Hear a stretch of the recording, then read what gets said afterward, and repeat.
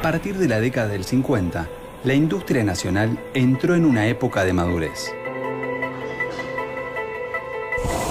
Con la llegada al gobierno de Arturo Frondizi y su proyecto desarrollista, se dio inicio a la segunda etapa de industrialización por sustitución de importaciones. Las siderúrgicas, las químicas, las petroquímicas y sobre todo las automotrices adquirieron mayor protagonismo. El impulso a las ramas pesadas marcó el ingreso a una nueva época, una época emblemática en la historia de la industria nacional.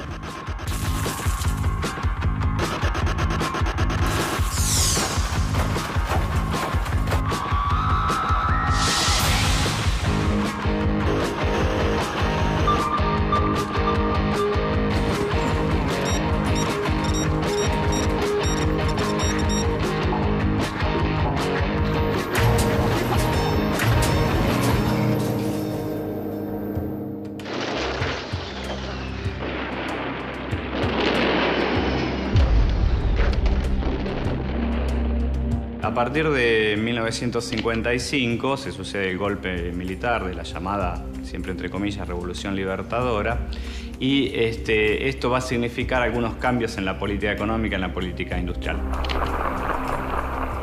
El golpe de 1955 se alejaría rápidamente de una política industrial soberana, firmando el Tratado de Bretton Woods. Una serie de acuerdos de préstamos concedidos por el recién creado Fondo Monetario Internacional. Y también lo que implica no solo financieramente, sino aceptar reglas de juego que no son propias. De cómo tiene que ser la política industrial, cómo tiene que ser la política con las inversiones extranjeras. La política de la llamada Revolución Libertadora va a estar centrada en tratar de devolverle la centralidad a la oligarquía en el manejo de la economía, en contraposición a lo que sería un desarrollo industrial, pasando por alto 10 años de una construcción de una sociedad distinta, inclusiva, en base a la industria nacional, sobre todo de pequeños y medianos empresarios nacionales y obviamente la participación de los trabajadores. Y efectivamente trataron de volver a una sociedad que ya no existía más. El triunfo de Arturo Frondizi en las elecciones de 1958 puso fin a la dictadura de la Revolución Libertadora. El proyecto desarrollista llegaba al poder.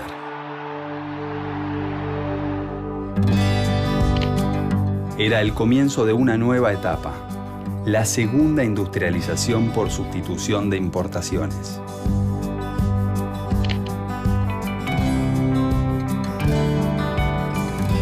Cuando uno habla del desarrollismo, en realidad está hablando de una política favorable al impulso del sector manufacturero y de algunos sectores claves o estratégicos, básicamente el sector químico, el sector petroquímico, el sector de la industria automotriz, ¿sí? Y el sector en general productor de metales y de maquinarias y de equipos. Esos serían los sectores claves en esta estrategia desarrollista.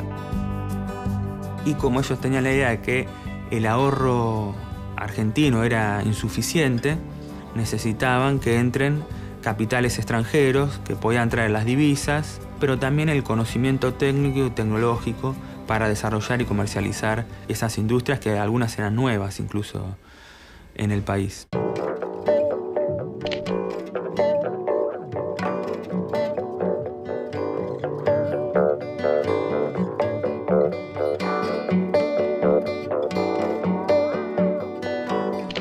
Como no hay ningún tipo de restricciones, como no hay ningún tipo de políticas específicas para limitar el ingreso del capital extranjero, sino que precisamente la idea es que venga todo el capital extranjero y todas las empresas que quieran y luego el mercado de algún modo lo va a racionalizar, genera que se instalen una gran cantidad de empresas con mayor capacidad de producción de las que puede absorber el mercado local.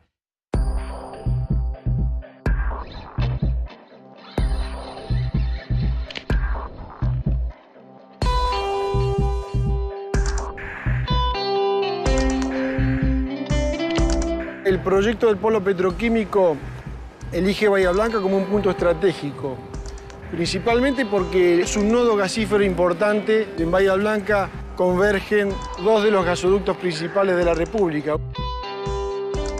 El otro aspecto también es la disponibilidad de energía. Y un tercer elemento no despreciable es la disponibilidad de un puerto importante que nos permite realizar las exportaciones con total comodidad.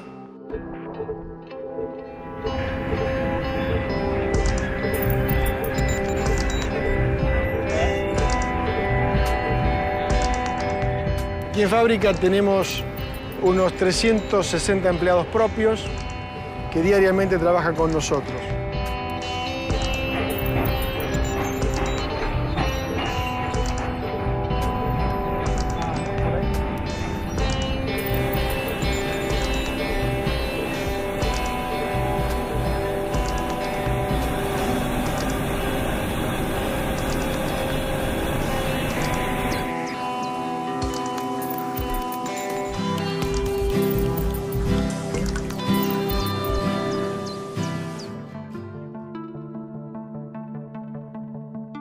La inversión de capitales extranjeros, además de producir grandes mejoras en los sectores químico, petroquímico y siderúrgico, generó un gran desarrollo en la industria automotriz. Muchas de estas empresas intentan hacer algún convenio, alguna asociación con las empresas locales existentes para poder desarrollar la producción. Quizás el más significativo o el más emblemático por la tradición que tenía la empresa, no solo en la Argentina, sino que era una de las más grandes empresas de América Latina de tipo industrial, es Siam. El auto elegido para iniciar la producción local fue el Austin O60, que en Argentina se llamó Siam Di Tella 1500. La historia de Siam se remonta al año 1910, cuando el ingeniero Torquato Di Tella, junto con los hermanos Allegrucci, fundan la sección industrial de amasadoras mecánicas. Mi abuelo tenía en esa época unos 13 años, más o menos. Y leyó en el diario que salía una nueva reglamentación que prohibía el amasado a mano en las panaderías. Bueno, a él se le ocurrió la posibilidad de fabricar esas máquinas. A partir de ahí realmente empezó a crecer esta industria que se llamó Siam. La consolidación de la empresa se da en realidad en los años 20 a través de YPF y de los surtidores de nafta y todo lo que es tubos y cañerías. Al mismo tiempo se estaba desarrollando la cuestión de los electrodomésticos. La empresa realmente estaba creciendo con 2 plantas, y ahí te empieza a tomar otra dimensión. Un poco la formación de ingeniero de mi abuelo y, ciertas tradiciones hicieron que él, quisiera hacer bien las cosas. Lo cual uno puede pensar después fue la raíz del fracaso de Siam. El hecho que, por ejemplo, las heladeras Siam, la gente las compraba y no las tenía que reparar ni reponer durante 20 años. Cuando muere mi abuelo, la empresa está en su cúspide. Todas las circunstancias son favorables, de la política industrial del peronismo, una cosa de mucha protección a la industria nacional. Se empezaron a tomar decisiones de seguir con el proyecto que teóricamente había imaginado mi abuelo, que era de algún día hacer un auto argentino, y se hizo, y que fue el famoso Siam Di Tella. Acompañando el esplendor de la industria automotriz, el 8 de abril de 1960, la empresa Fiat sacaba su primer modelo fabricado en el país, el también emblemático Fiat 600. Bueno, el Fiat 600 fue el primer modelo que Fiat Auto produjo en la Argentina, que aparte se produjo masivamente, y sin duda fue un ícono de la industria automotriz en la Argentina, porque aparte más de la mitad de la población de entonces, la movilidad del primer auto, y aprendió a manejar con un Fiat 600, digamos.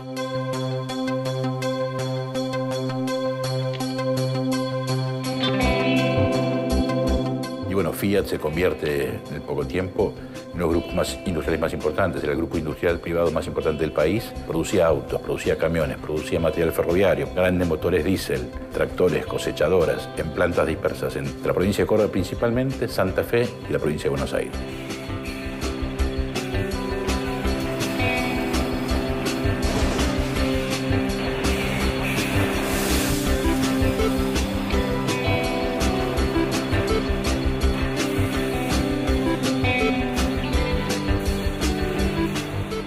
Hola, soy Gabriel Cánova. Estoy en el UT4, unidad de montaje, en punta de línea, y hacemos básicamente el primer control de carrocería.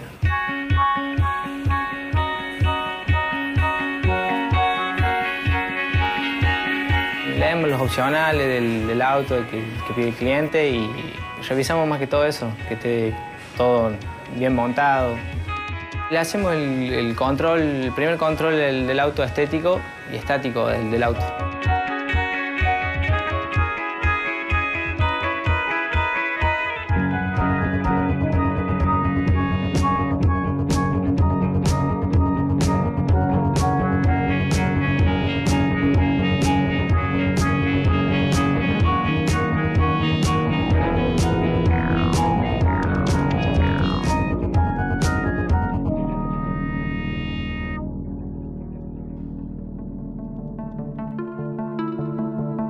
Más allá de que algunas ramas industriales experimentaron un gran crecimiento durante el gobierno de Frondizi, la llegada masiva de capitales extranjeros asfixiaba la producción local.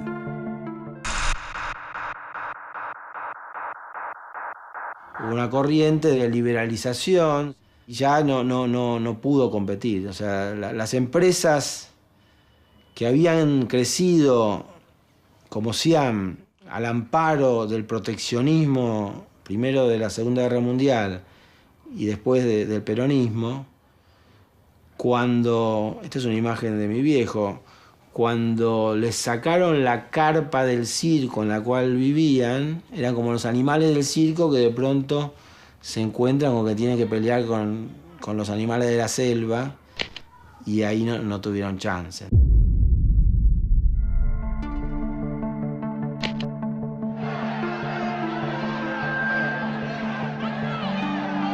Muchos economistas caracterizan este periodo como segunda sustitución de importaciones, es decir, la formación de un capital más intensivo, inclusive vinculado a los monopolios extranjeros, que proveen de mayor productividad laboral, en cierto aspecto mayores niveles salariales, pero a contraparte o a condición de una mayor explotación laboral.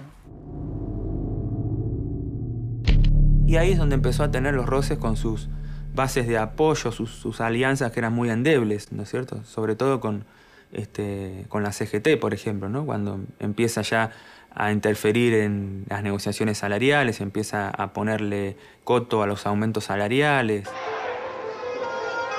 Incluso las demandas de los sectores trabajadores empiezan a ser contestadas con represión. Y un manejo por parte de los militares de las cuestiones civiles, ¿no? Las detenciones estaban a cargo de los militares, digamos. Lamentablemente fue el comienzo de algo que después se degeneró bastante. Los conflictos sociales y las presiones militares ponían en jaque al gobierno de Frondizi, y el modelo económico sostenido por créditos internacionales comenzaría también a mostrar sus grietas.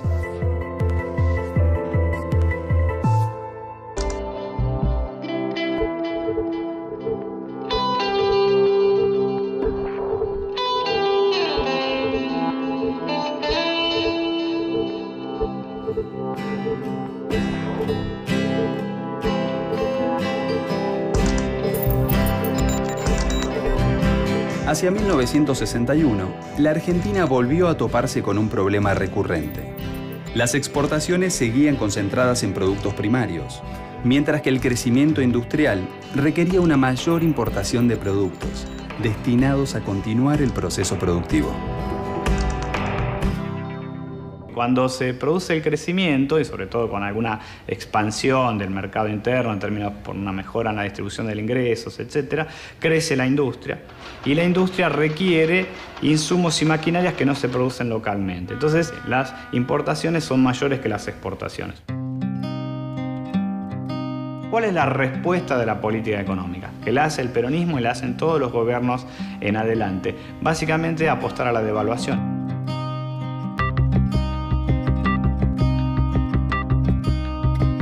Devaluar la moneda para encarecer las importaciones que la industria no pueda obtener maquinarias e insumos como los obtenía anteriormente y genera una recesión, y alentar sobre todo las exportaciones, es decir, favorecer con la devaluación a los sectores exportadores. Esto permite, en un relativo corto plazo, que las exportaciones crezcan, que las importaciones decrezcan y por lo tanto otra vez renovar la etapa de auge o de crecimiento económico. Todas las políticas económicas, desde el peronismo en adelante, el desarrollismo, intentan resolver ese dilema de la economía argentina.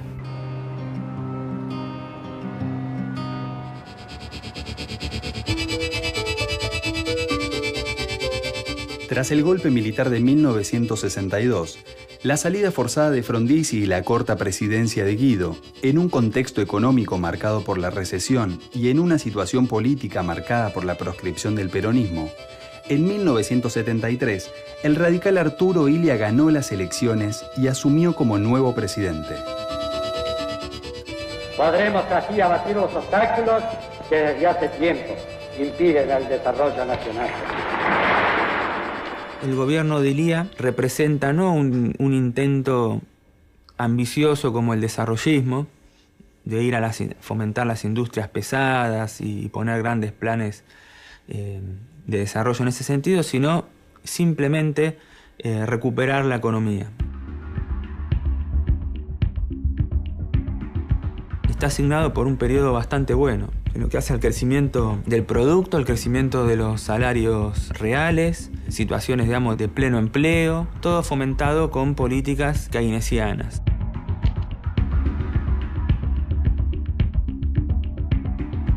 Quiere decir que el gasto público aumenta, se dan posibilidades de inversiones a través de créditos, se fomenta, digamos, el empleo y el aumento salarial, se trata de controlar también la inflación para que el salario real rinda, pero nada que tenga que ver con la cuestión estructural. Si uno ve el plan, en realidad es muy poco ambicioso en relación a lo que era el desarrollismo, pero el proceso fue interrumpido por un nuevo golpe militar.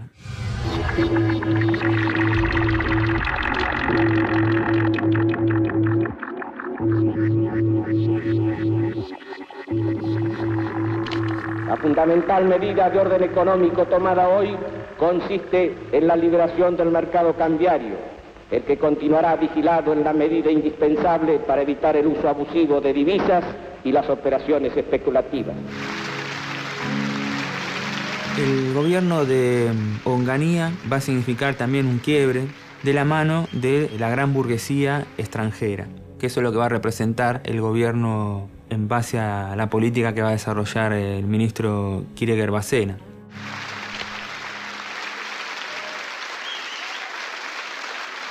El plan de Krieger-Bacena es un plan que también tiene un costado relativamente ortodoxo de ajuste. Obviamente es una dictadura, se hace una devaluación, esto afecta fuertemente al salario de los trabajadores, pero digamos se hace paralelamente un acuerdo de precios de forma tal de que logra controlar la inflación. Paralelamente lo que Krieger-Bacena hace es aplicar retenciones a los exportadores tradicionales, al campo, a los terratenientes, a los productores rurales, para, digamos, financiarse. Y con esta financiación del Estado encara una serie de políticas clave en torno a la infraestructura, el desarrollo energético, el desarrollo de caminos, etcétera, para ganar en eficiencia y en competitividad a otros sectores de la economía y básicamente el sector industrial.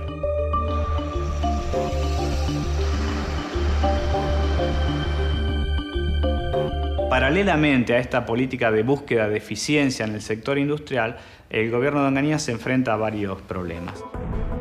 Uno de ellos es la quiebra o las dificultades que tienen muchas empresas para poder seguir operando en condiciones económicas porque han sufrido la política de devaluación en el año 67, son empresas que estaban endeudadas en el exterior y tienen muchos problemas.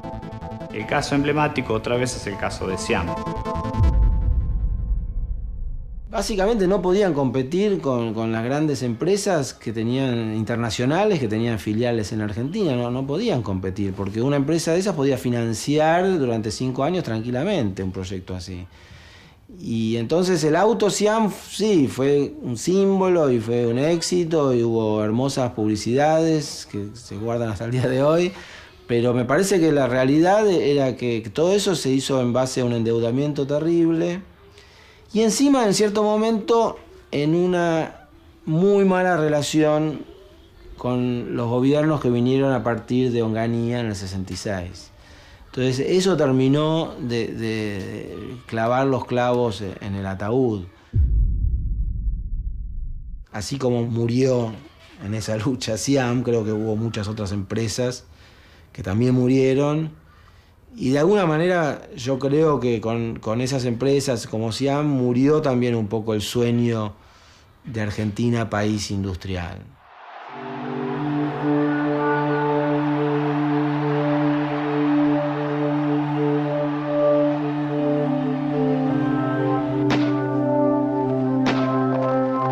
Durante los últimos años de la década del 60, se profundizaron las luchas obreras. En mayo de 1969, en Córdoba, uno de los polos industriales más importantes del país, esas luchas se cristalizaron en un histórico levantamiento popular.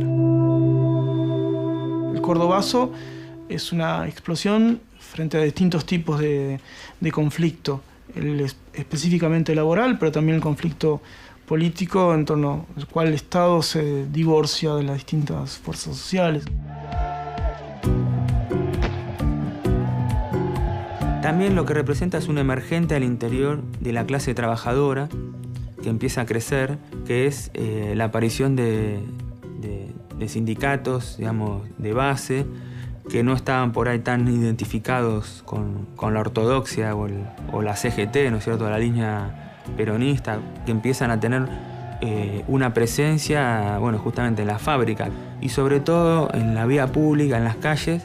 También encuentran ese apoyo en sectores de clases medias que se van radicalizando por todo un espíritu cultural de la época, la muerte del Che Guevara, bueno, un montón de fenómenos culturales que fueron haciendo también a ese emergente que se llevó puesto al gobierno autoritario. Después de la caída del gobierno de Onganía, se va a seguir con gobiernos militares, va a venir un gobierno de Levingston, después de Lanusse. Se van a caracterizar sobre todo la etapa de Levingston con Aldo Ferrer como ministro de Economía por un giro y una apuesta hacia el capital nacional.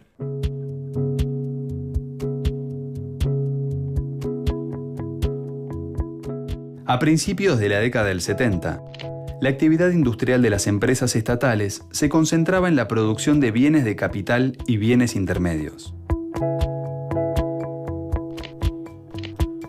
Las empresas extranjeras se concentraron en la producción de bienes de consumo durable, en bienes de capital y bienes intermedios.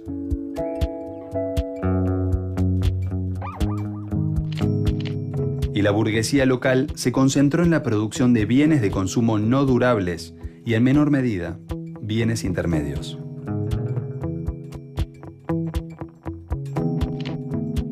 En este panorama, la industria nacional estaría a la espera de una política estatal que la acompañe.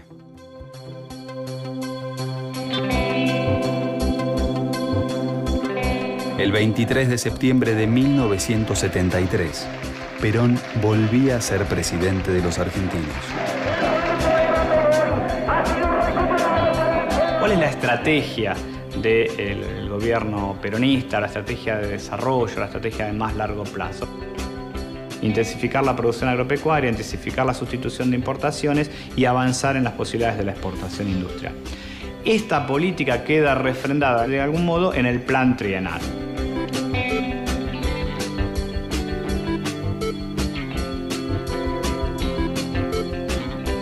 En ese plan trienal quedan expresadas estos lineamientos más estratégicos respecto a los distintos sectores de la economía nacional. Queda también allí reflejado el pacto social, se congelan allí los precios y se congelan también los salarios con cierta recuperación del salario real. Y con esto generar cierta estabilidad, digo, ¿no? Monetaria, que era uno de los preceptos que se venía discutiendo de los años 60.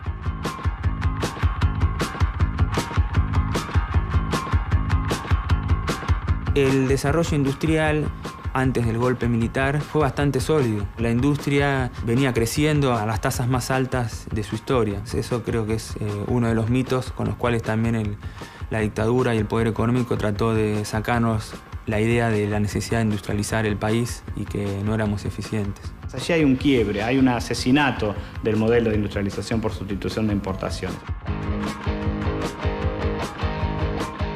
Durante la segunda etapa de sustitución de importaciones, el sector industrial floreció y se convirtió en el motor del desarrollo. Luego de casi 3 décadas de avances y retrocesos, la industria nacional experimentó un proceso de crecimiento continuo. La interrupción del modelo sustitutivo llegó con el golpe militar, que puso en marcha una de las reestructuraciones económicas y sociales más dramáticas de la historia de nuestro país.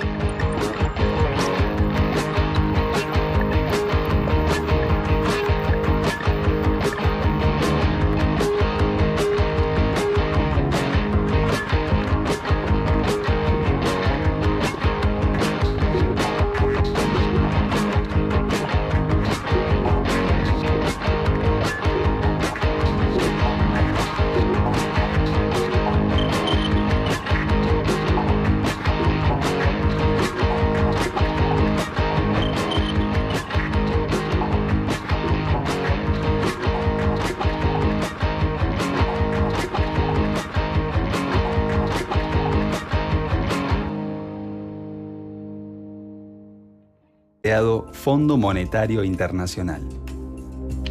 Y también lo que implica no solo financieramente, sino aceptar reglas de juego que no son propias. De cómo tiene que ser la política industrial, cómo tiene que ser la política con las inversiones extranjeras. La política de la llamada Revolución Libertadora va a estar centrada en tratar de devolverle la centralidad a la oligarquía en el manejo de la economía, en contraposición a lo que sería un desarrollo industrial, pasando por alto 10 años de una construcción de una sociedad distinta, inclusiva, en base a la industria nacional, sobre todo de pequeños y medianos empresarios nacionales y obviamente la participación de los trabajadores. Y efectivamente trataron de volver a una sociedad que ya no existía más. El triunfo de Arturo Frondizi en las elecciones de 1958 puso fin a la dictadura de la Revolución Libertadora. El proyecto desarrollista llegaba al poder.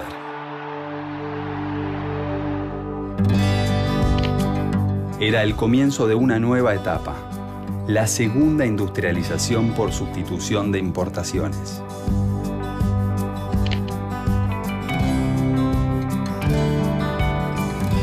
Cuando uno habla del desarrollismo, en realidad está hablando de una política favorable al impulso del sector manufacturero y de algunos sectores claves o estratégicos, básicamente el sector químico, el sector petroquímico, el sector de la industria automotriz, ¿sí? Y el sector en general productor de metales y de maquinarias y de equipos. Esos serían los sectores claves en esta estrategia desarrollista. Y como ellos tenían la idea de que el ahorro argentino era insuficiente, necesitaban que entren capitales extranjeros que podían traer las divisas, pero también el conocimiento técnico y tecnológico para desarrollar y comercializar esas industrias que algunas eran nuevas incluso en el país.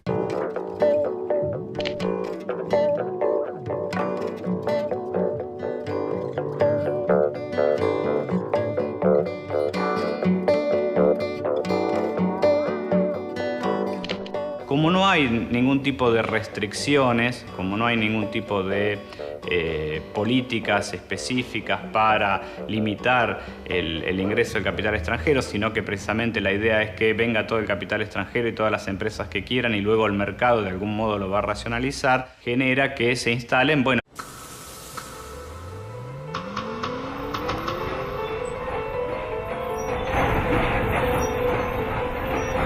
A partir de la década del 50, la industria nacional entró en una época de madurez. Con la llegada al gobierno de Arturo Frondizi y su proyecto desarrollista, se dio inicio a la segunda etapa de industrialización por sustitución de importaciones. Las siderúrgicas, Las químicas, las petroquímicas y sobre todo las automotrices adquirieron mayor protagonismo. El impulso a las ramas pesadas marcó el ingreso a una nueva época, una época emblemática en la historia de la industria nacional.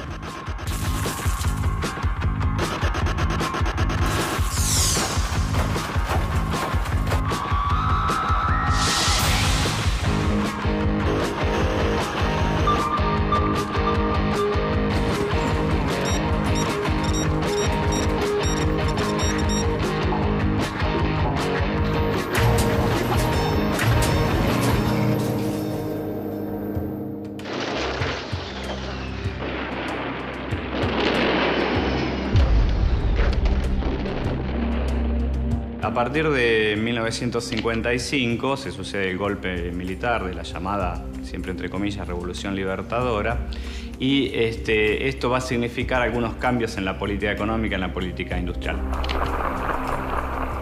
El golpe de 1955 se alejaría rápidamente de una política industrial soberana, firmando el Tratado de Bretton Woods, una serie de acuerdos de préstamos concedidos por el recién creado